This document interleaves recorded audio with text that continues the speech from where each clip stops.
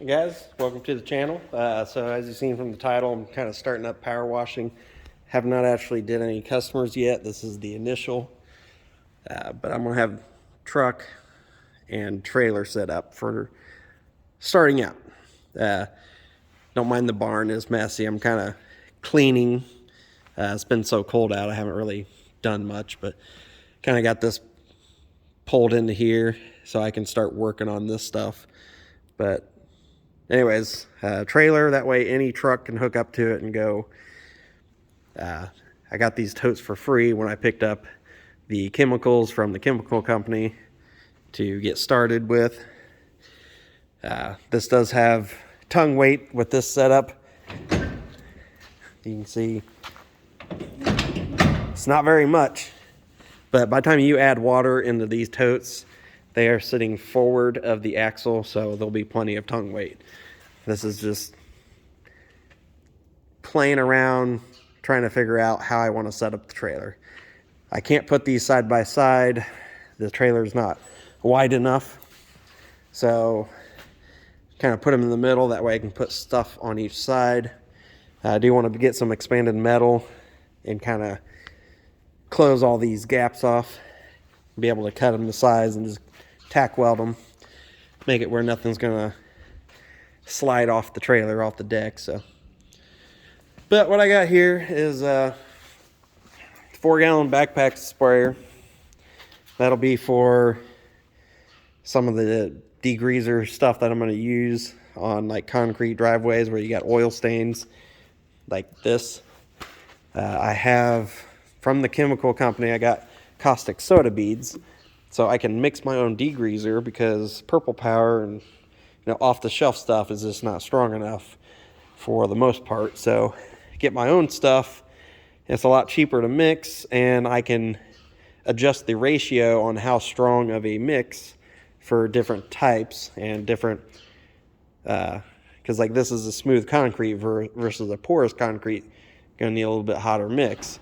This almost can wipe most of this off, and then just a light mix I can get this off. But so I have that set up, and I do have PPE for all that. I've got a respirator, I've got safety glasses, I got rubber gloves. Also drop my face shield, make sure nothing, hits my face while I'm mixing this. And then also as I'm spraying it, just don't want to breathe anything in. So now I have this set up where one of these I'll have as a batch for like roof cleaning and sidewalks, concrete, all that stuff, and I can mix my ratio the way I want it. And then I'll use this, the soft wash system, 13 gallons. I can use that to fill this up and be able to go around and I can do the whole roof with this. I've got ladders and stuff to add to this still. Of course, that'll go, along the side. And then I've got a hose reel set up. It holds 300 feet. I just got a 100-foot for now. Got a Flexzilla, something. It's real lightweight, and it flexes pretty good. It seems like, doing research, that's what most people are running with this setup. Granted, most of them have everything hard mounted on a truck, trailer, or van. This is just a startup, so, I know that. For now, everything's going to kind of be wheeled around all three of these. This is a 4-gallon per minute, and it also comes with more pumps, second pump. But I plan on after I'm done washing, soft washing, plan on rinsing this all out with regular water, so I'm not leaving any corrosive chemicals inside the pump. The hose reel, obviously I'm going to wheel it over to the customer's water and then reel it out. I'm going to get more hose, so I'll have plenty of reach to do anything. Kind of start from there. And then the power washer. Now I did have the 50-foot hose on.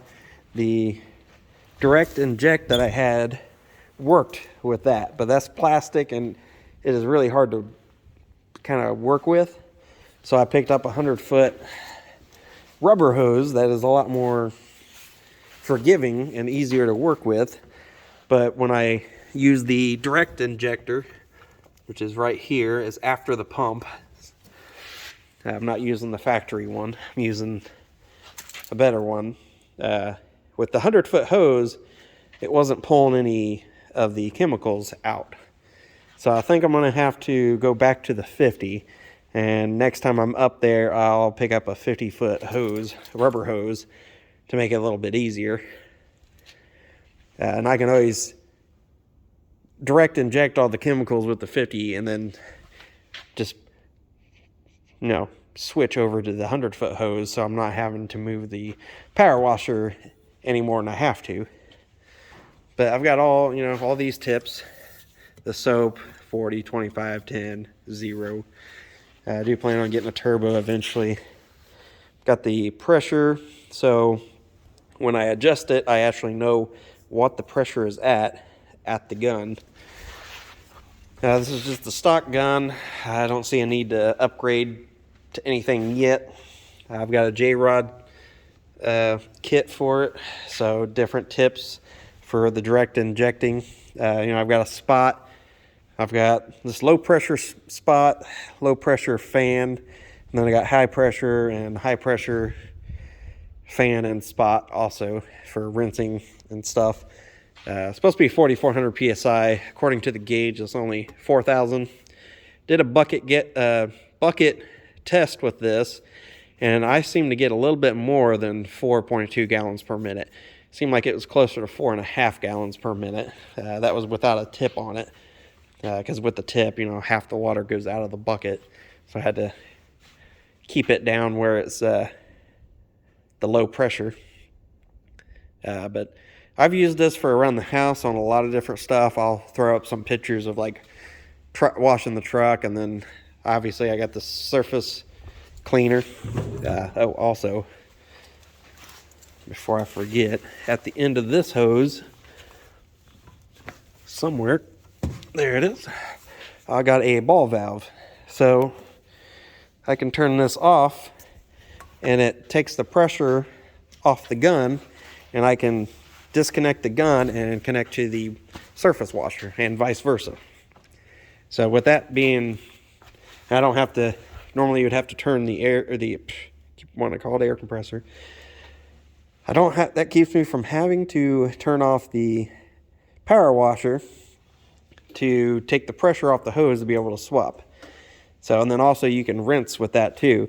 You can just take the gun off or that off and just use the valve to adjust the pressure to rinse the dirt and chemicals off of it. But this is a 20-inch, and it is on caster wheels, which I like. It seems like it's easier to maneuver. But it's a Wojet, nothing fancy, just kind of something to start out with. I've used it on the concrete patio here at the house, and it seemed like it was pretty good. It seemed like it did, exactly what I wanted it to do. As far as the trailer, it could be cleaned up. This is a trailer I've had in the back for, 5-6 years that I really haven't used. It's just kind of been a spare trailer, and occasionally somebody borrows it. But as far as me actually using it, 5+ years. I used to haul my Jeep, go off-roading and all that back in the day, and this was my main trailer. I just kind of upgraded as I went. But I want to do, before I sandblast it and paint it and all that, I want to do the modifications I want to do first. So one of those is obviously a back gate in the back. Instead of trying to mess with heavy ramps, I just want to have it where I can have a hinge down here, hinge up the ramp, and then have pins where I can pin it upright so nothing falls out. I also want to get expanded metal and tack weld that in all these little spots to kind of enclose everything. That way stuff isn't going to slide out off the deck. Also on the passenger side, which is normally going to be your yard side, side of the road type thing. This space right here, I want to go ahead and make a ramp also. So cut this out, hinge it, make a ramp with expanded metal where I can wheel up the generator, well, anything really. Doesn't even matter if it's a lawnmower. I like to have a side ramp to be able to do stuff like that. Yeah, these totes do not fit side by side, so that's why they're in line.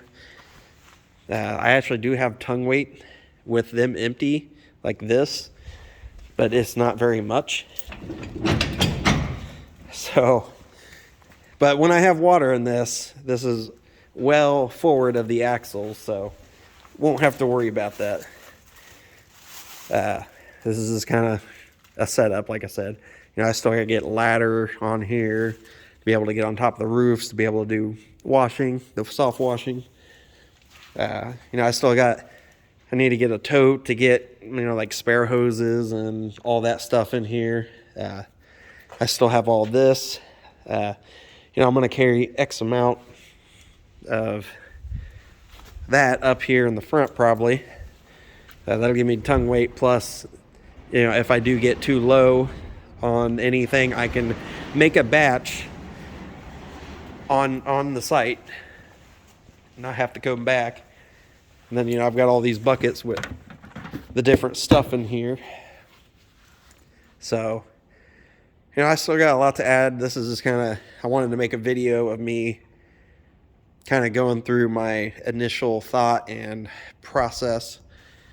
So, I want to do fence restoration also, where you're using a different chemical, because if you use this, which is basically, this bleach is what it is, but this is a really strong 12.5% versus your household bleach is normally like, I think, 7%. So this is a stronger bleach. But if you use that on fence, what it does is it wants to white out the wood instead of having a natural wood color. So I want to get all that, research all that. If you got any good video links, send them down in the comments to me so I can go check them out. I still got a lot of research on that portion to do. I've done a lot of research on this. I've actually went to a natural chemical company instead of buying household bleach or pool bleach, which is like 10%. So, and I still got to do plumbing for these totes also. So I still got a lot to do before I really have a good base setup. But this is, video for the beginning of this. And as I grow, I plan on updating everything. Getting hose reels where everything just stays on the trailer or stays in a van is what I really want. Because here in Indiana, it gets a little cold. So I would like to be able to pull the van in here and plug it in with a heater to keep everything heated inside the van. And then obviously as you're out on the job sites, you have heat. So want to make it where I can use it most of the year. Obviously when it's below freezing, there's no point in spraying water on houses and driveways and stuff and creating a hazard. So if you guys have any tips, anything that I'm kind of missing for a very, very beginning startup on this, let me know. And let me know what you might change on this, or if you have any videos of your setup, let me see them. Especially interested in any van setups or even trucks too. I wouldn't mind having a truck setup, but I'm kind of thinking about the van with the pull this in and have it plugged in, keep heat retained a little bit. So yeah, just let me know. Thanks for watching. I'll catch you on the next one.